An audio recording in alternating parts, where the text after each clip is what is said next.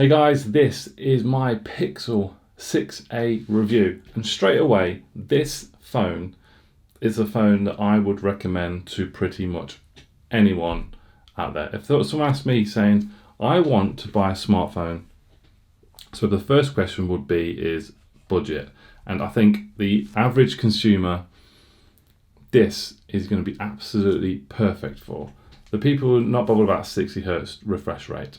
It's got a beautiful OLED display, which has been absolutely perfect. I haven't really noticed that it has a 60 Hz refresh rate. The form factor is just, obviously I have massive hands anyway. I've got big hands, so I do sort of, it's nearly gone, look. I need to swallow it all up. For me, a tiny little bit bigger would be absolutely perfect. But I do have, I'm 6'6", I'm a big guy, massive hands. Average person would find this absolutely perfect in the hand. A plastic back, but looks and sort of feels like glass as well. So it's got that sort of premium look, premium feel, really nice to hold in the hand, beautiful display. Only £399. So obviously you can get budget phones like about £200, but you're not going to get anything in terms of the quality you're going to get with a Pixel 6a. £399, and if you are lucky, you might find it somewhere cheaper on eBay somewhere. You might even find a pre-owned one that's maybe been unboxed. But this is the one, guys. I do highly recommend it. Now the only issue I do have with this is battery life. 4,410 milliamp battery in this bad boy, and it's fast charging, 18 watt, which if you do compare it with all the newer phones and stuff been released lately, 18 watt does actually sound slow, but to your average consumer I don't think they're going to be worried or bothered about that at all. Yeah, so 4,410 milliamps.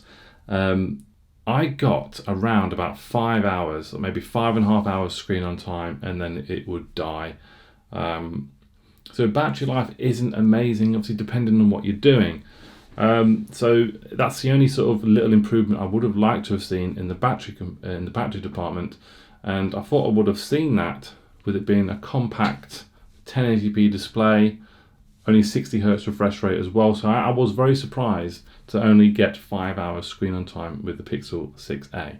And obviously with the Pixel you get the clean Google experience. You get all the updates as soon as they come, so new Android 13, etc. You're going to get Android 14 as well. You're going to get it first. There's no bloatware. It's just all the apps you need and nothing you don't.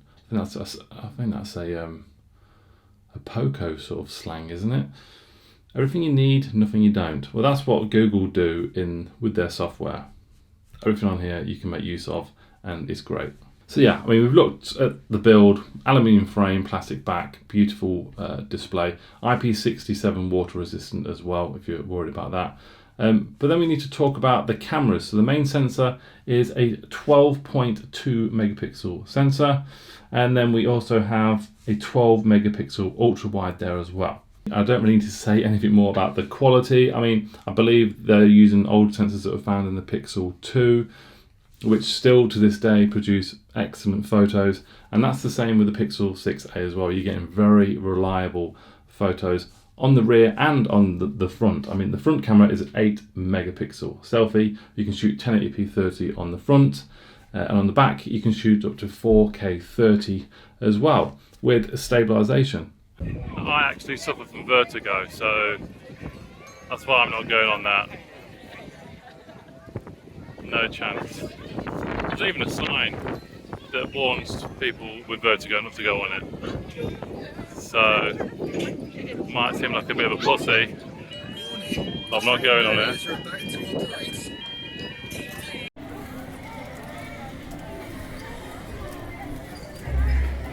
See how busy it gets. Peppa Pig World's the main attraction, isn't it? Oh yeah.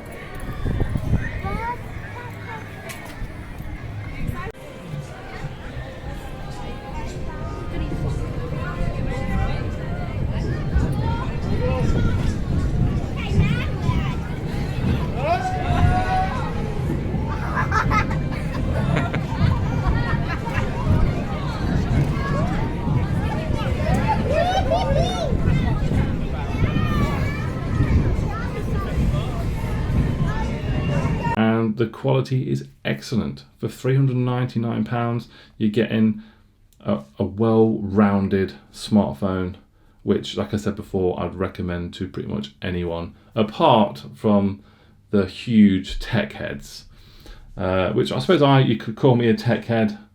If I have the option, I do have the option, Pixel 6 Pro. I'm going to get the Pixel 7 Pro as well. Obviously, they'll have the optical zoom, which you don't get on here. You don't get no ultra wide on here either. It's just a plain and simple camera system, which is very reliable and just works. So you don't get ultra wide in video, but you do get ultra wide in photo.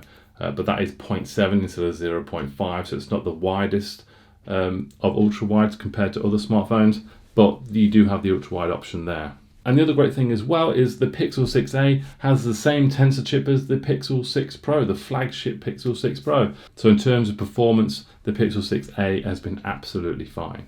So I've sold this as a sort of general sort of consumer smartphone. So if I put my tech head on now and pick away the parts that actually I missed. When I was using this, I missed the fact that I didn't have optical zoom like you'd get on the Pixel 6 Pro, like 4 times optical. Definitely missed that. The battery life is better on the Pixel 6 Pro as well. Also, there's no wireless charging on the Pixel 6a, although I'm not a huge wireless charging person. That has a tech head you do sort of miss. But one thing was the refresh rate. It didn't bother me at all. You can notice it if you do sort of look closely, but I think the display was absolutely fine. So yeah, if the Pixel 6a had optical zoom, like a 4 times optical lens on here, then I'd like I said, I did say that I'd probably consider switching.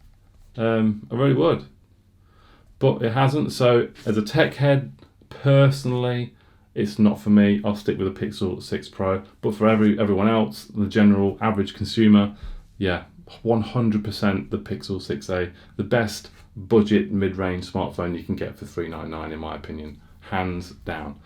So that's all, guys. Thank you very much for watching the Pixel 6a review. Any questions, pop them down below. Smash that like button. And if you enjoy content like this, then please do consider subscribing as well.